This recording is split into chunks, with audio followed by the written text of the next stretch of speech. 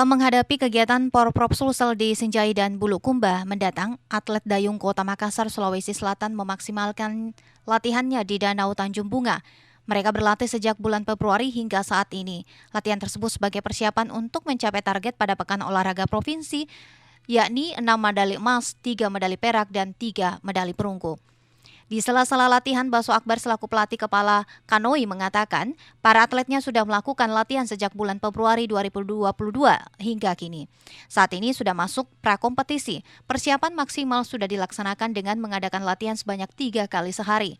Cabur dayung Makassar akan mengikuti 30 nomor di antaranya Kanoi. Namun dia juga harus melakukan latihan di Sinjai agar para atletnya bisa membiasakan diri dan mengenal medan tempat lomba di Sinjai. Siapa untuk atlet Kanoin dan semua TBR sama Romo sudah di sini sudah maksimal.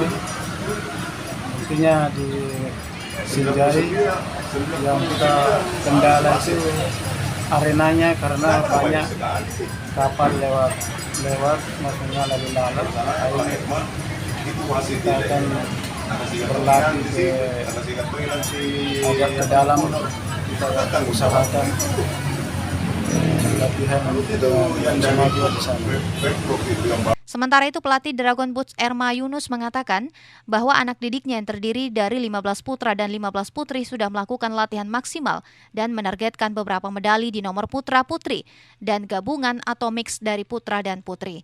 Persiapan untuk traditional boat race atau biasa kita kenal dengan Dragon Boat, ini diperkuat oleh setiap tim terdiri dari untuk putra 15 orang dan untuk putri 15 orang juga. Kemudian TBR ini juga ada TBR mix di mana penggabungan dari putra dan putri menjadi satu tim dari mix ini.